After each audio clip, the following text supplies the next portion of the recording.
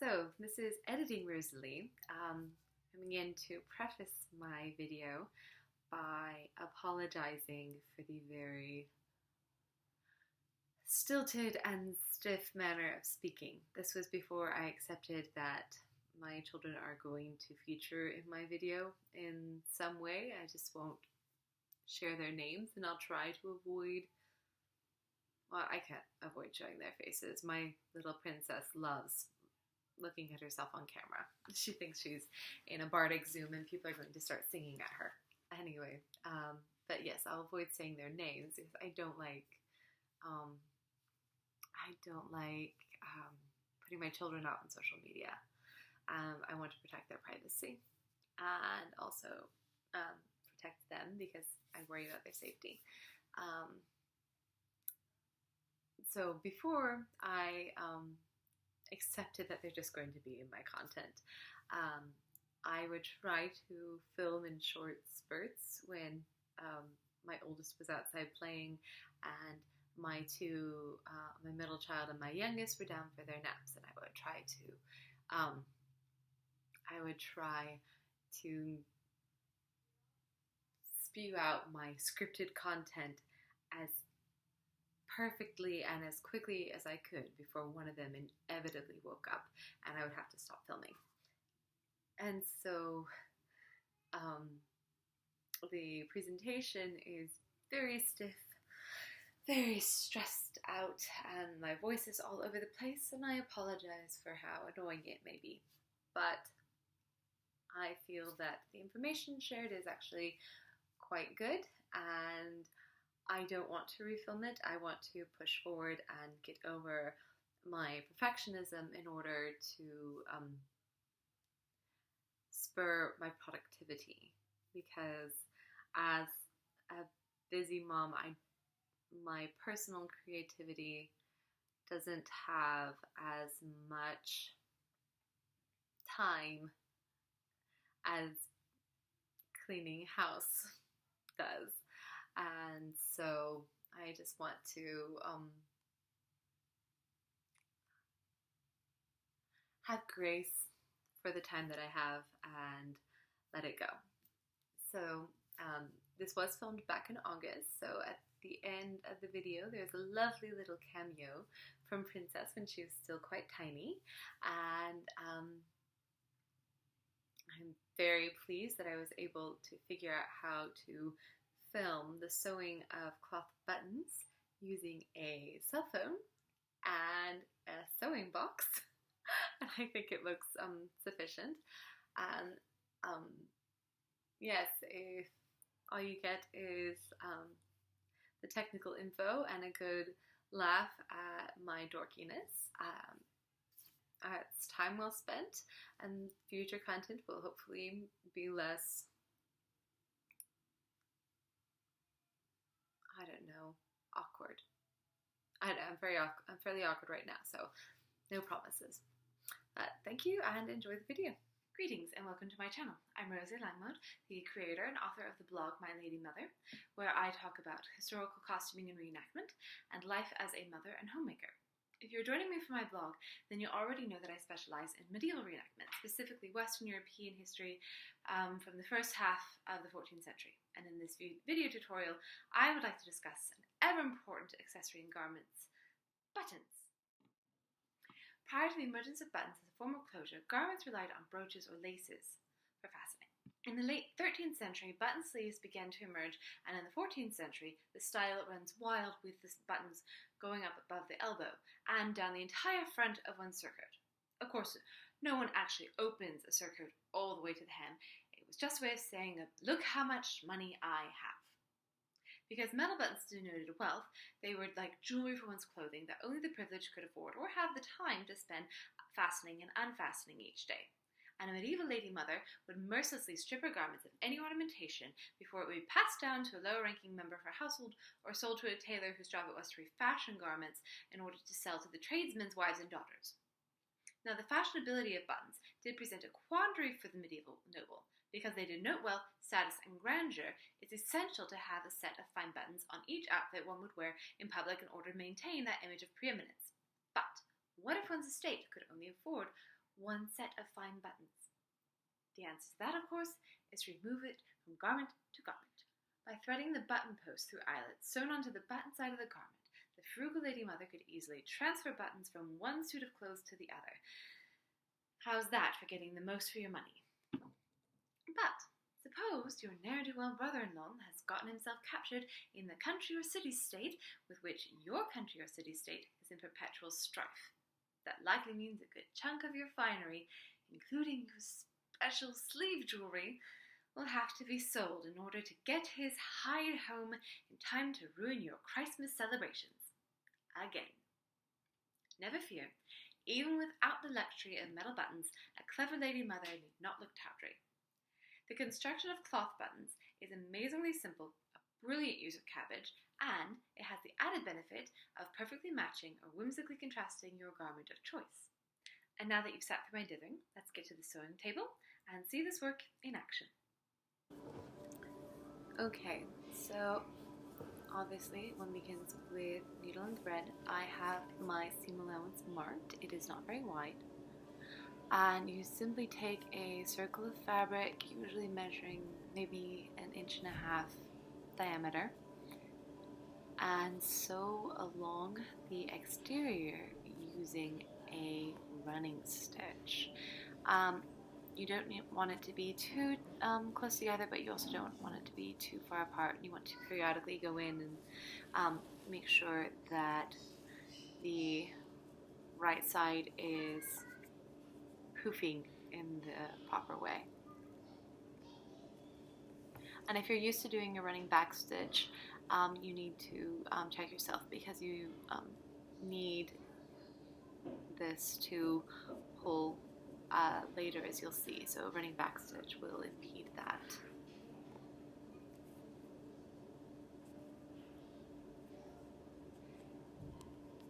And la da da da da. This would have been a lovely ASMR for Life as Motherhood, because baby Einstein was playing in the background of this video.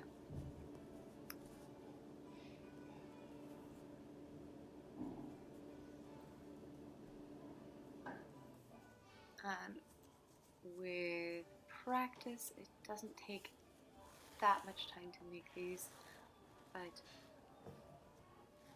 I am trying to get everything on film and not doing it that well.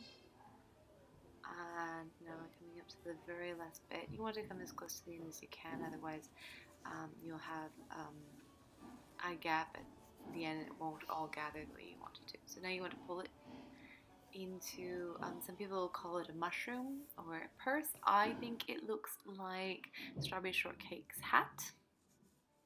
And then you want to flatten it so that the top is as round as you can get it, like a little coin. I had some difficulty getting this one to lay as flat as I'd like it. Now I'm going to come up where you started and do the whole process over, doing a back stitch at the very, very, very end of your button, or of the circle as it is at this point. It's not really much of a button.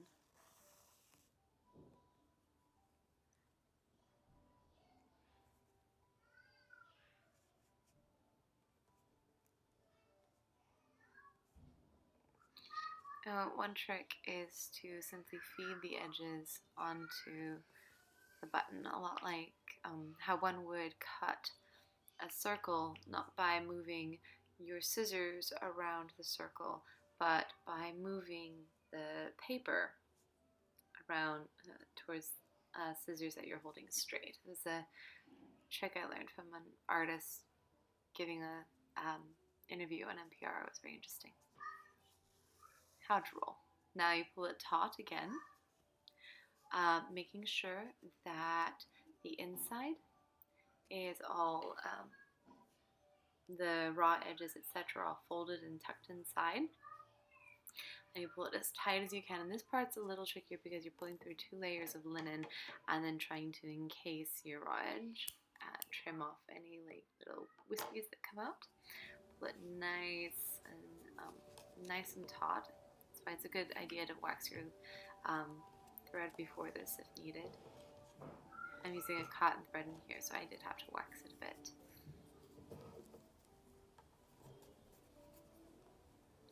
And now you're going to sew across, a couple of stitches going straight across, and then going to the other side, etc., so that it's closed perfectly roundly. Yeah, crisscross like you're slicing an ever smaller pizza until everything feels good and secure.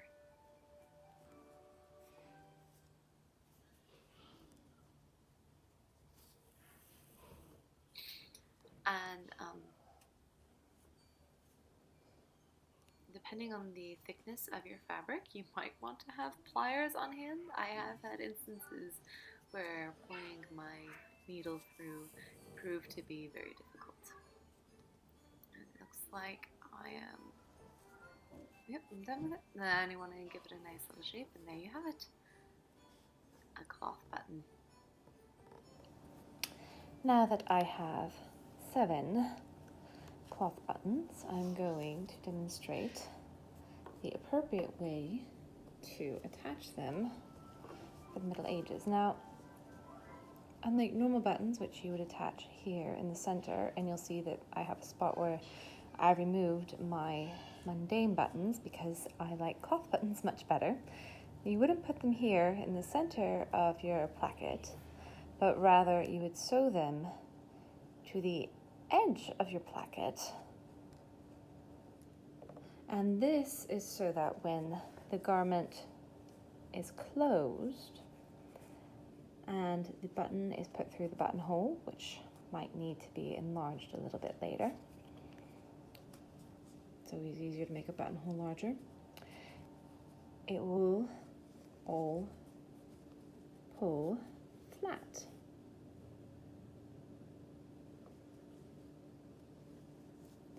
And if you're sewing this onto a mundane garment, and like me, you're a little concerned about breeze getting in your closure and you won't be wearing a chemise, then you might sew it here,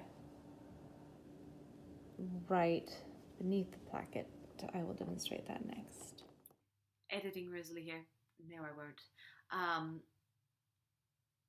Why didn't I? Because I felt like the closure is actually enough that you don't need to have the placket underneath to block the breeze. If you do feel that way, simply use the same technique for the end of the placket that I'll show in a minute to attach it to the beginning of the placket, so you have sort of that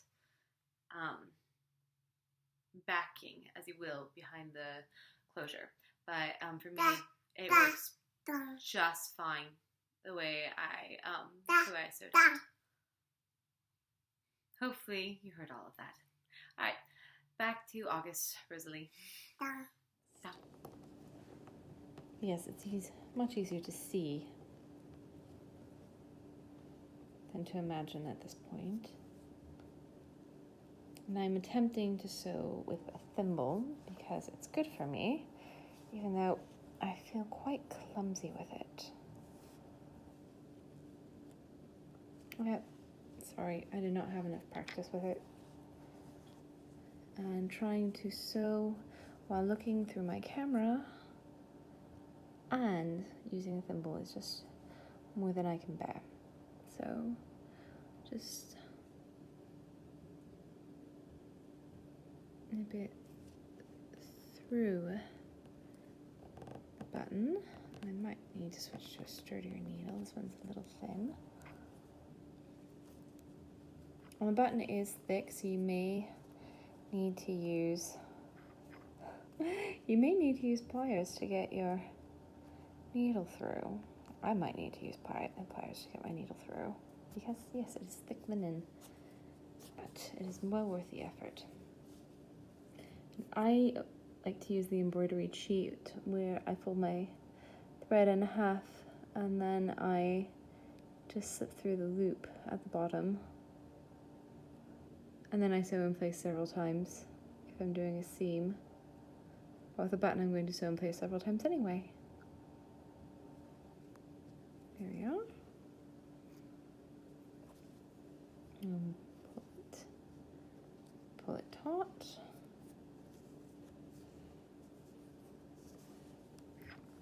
And again.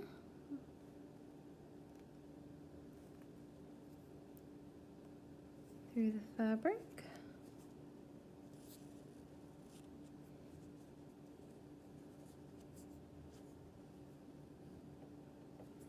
And through the button, which will hopefully get easier by virtue of the fact that I just have to do it. There we go. See? Went easier that time.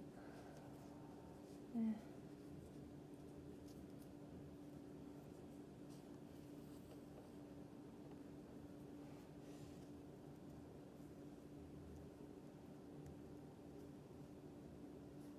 And through the fabric.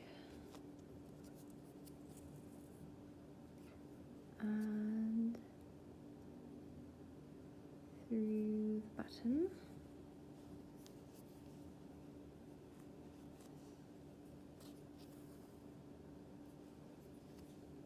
And through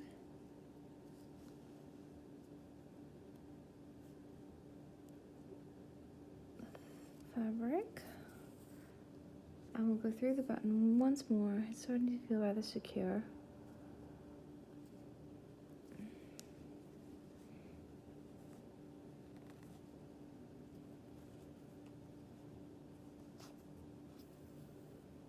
And then up through the fabric again. I must confess, I'm actually not looking through the camera as much as I ought, so I'm hoping that the footage turns out alright. And then you wrap the thread around the part you've just sewn to make it more secure.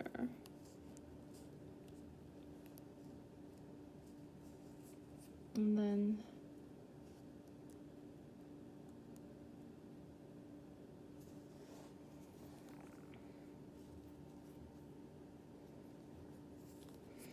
then I would actually do a tiny knot where I sew about 3 stitches in the same spot. Am I in focus? Yes, I am. About 3 stitches in the same spot, and then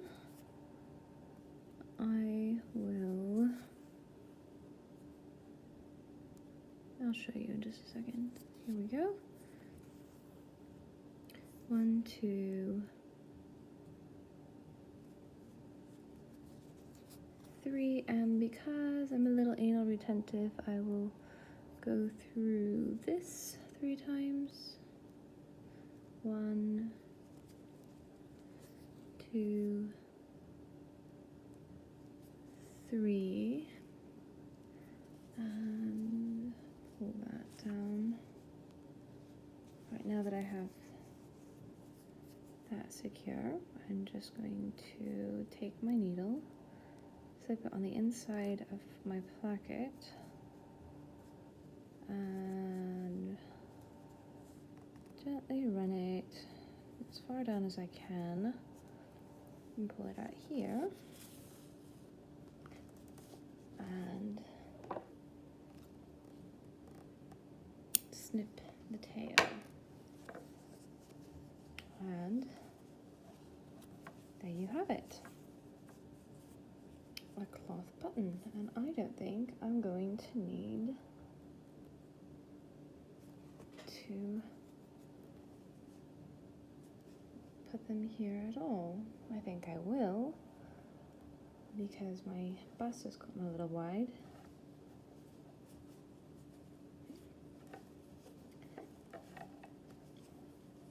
So as I wear it, it'll pull and button will lay flat, and the edges will just beautifully touch and barely overlap.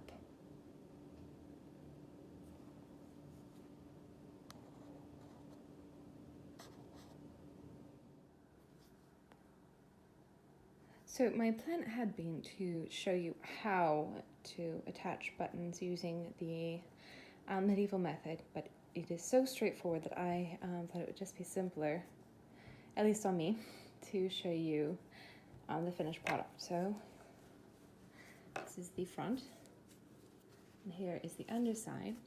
I had to braid some cord because I didn't have any thick enough, but basically what you want is cord that is thick enough to pretty much fill the hole and then weave it through so that it is pretty much taut, and just tack it with a couple of stitches at the top and at the bottom.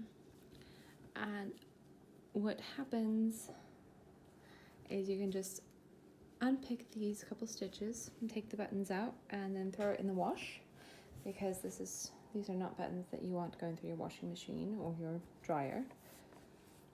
And then redo it. It only takes a couple of minutes.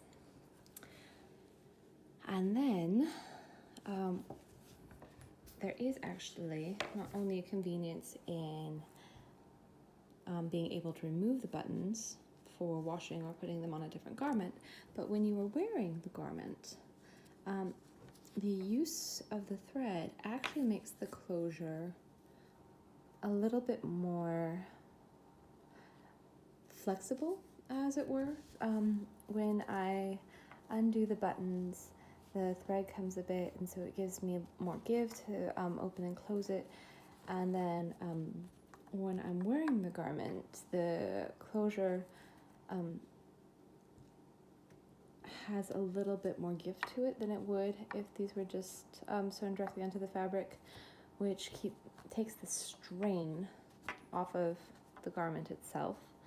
And also it allows more flexibility for the wearer. For instance, I'm currently nursing, and so my bust, and these buttons are along my bust line, my bust fluctuates in size when my milk comes in. So there are days when my bust measurements are quite different, and these buttons accommodate that quite well. And on a sleeve, this button style is certainly very going to give the range of movement or ease of movement that one needs.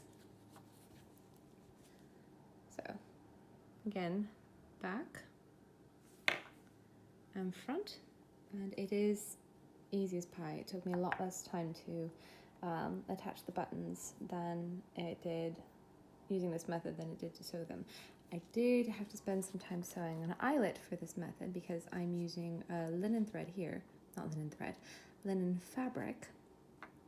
But if I were using wool, I would just poke a hole in it and thread the button through, because wool does not fray the way linen does, and it will fell down, so that this isn't an issue.